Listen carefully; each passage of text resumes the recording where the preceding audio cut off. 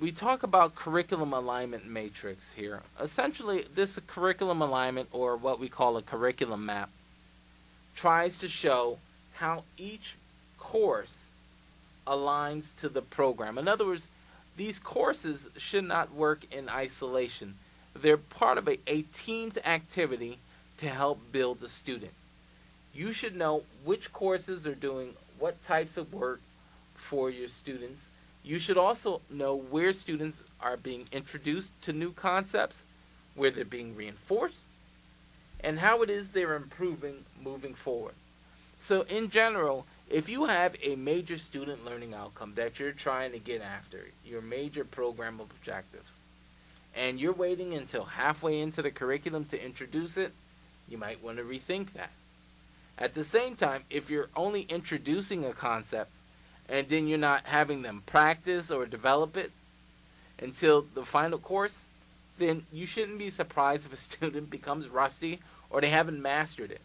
The whole point of any curriculum map is to introduce a concept or your major program objectives, find various other courses in which they can practice and get better, and then, of course, in those final courses, or usually the final course, they demonstrate to some degree all of the major program objectives, because that final course isn't where you're trying to do a lot of new learning.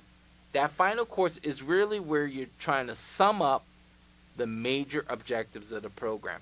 And actually, that's one of your indicators to know whether or not students are successful.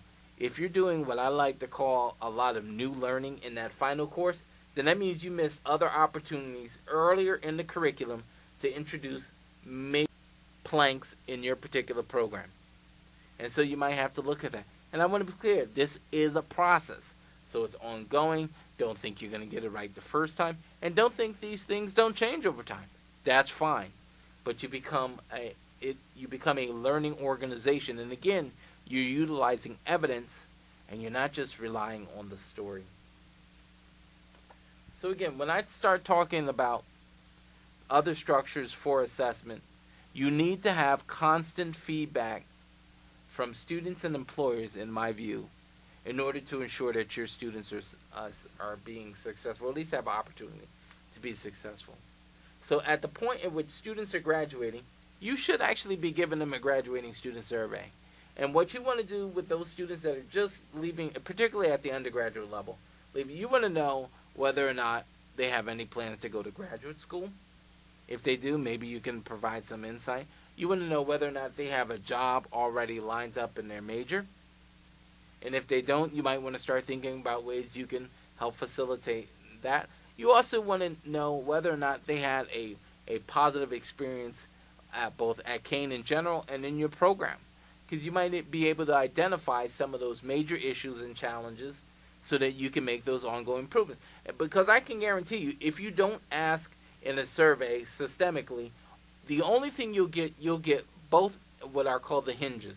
So you get the students that keep coming up to you, say, "Oh, I love this program, you're the best," and you're also likely to get the student that says, "You know what, I just did not really, I didn't have a great experience," and you'll get the complainers.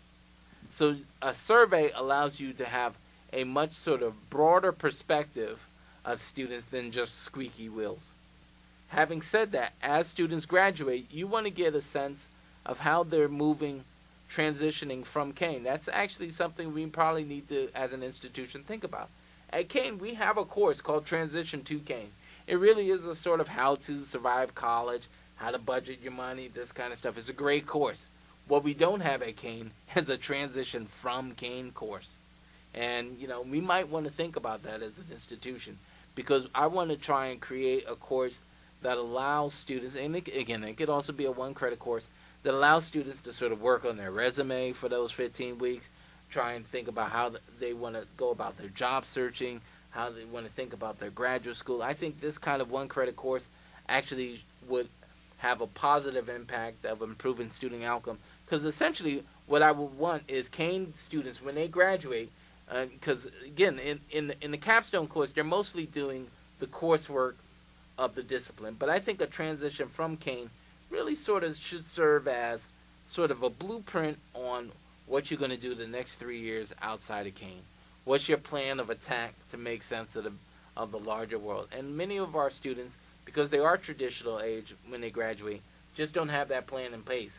So again, the graduating student survey, to tie this back up, allows us to start to get some sense of those indicators, and maybe a new course could certainly, even if it's just an elective and students themselves, if they wanted to take it, could take it. But I certainly think there's some value in a transition from Kane course. Having said that, you need to also, particularly through the early parts of their post-Kane experience, track them on what they're doing. So I always recommend a 1, 2, and 5 year points. So usually at the 1 year mark, what you want to see as an indicator of health is somewhere around 85, 90%. This economy's tough, so your numbers will be skewed downward a little bit. But at 85, 90% of your students are either in graduate school or have a job related to their major. That's what you want to see after the first year. And it probably does take close to a year to get students transition out of Kane and into the workforce. I mean, this, given the tight job market, that's probably a realistic benchmark. Then at the 2 year alumni surveys, what you're trying to figure out with different majors is what kind of skills are you using, because now they've got a job, but you want to try and match up, is what you're teaching or what you taught useful to what they're doing out there. Guess what? If we're teaching stuff that they don't need, then maybe we need to rethink what it is we're teaching. Or if employers, again, because remember, the assessment story started as a complaint from employers. If employers are demanding X, Y, and Z, and we're teaching A, B, and C, we need to try and align that a little bit better. That isn't to say we scrap everything we do, but you want to ask students, particularly at that 2 year mark, when they can, the newness, they've sort of started to really transition from their undergraduate experience.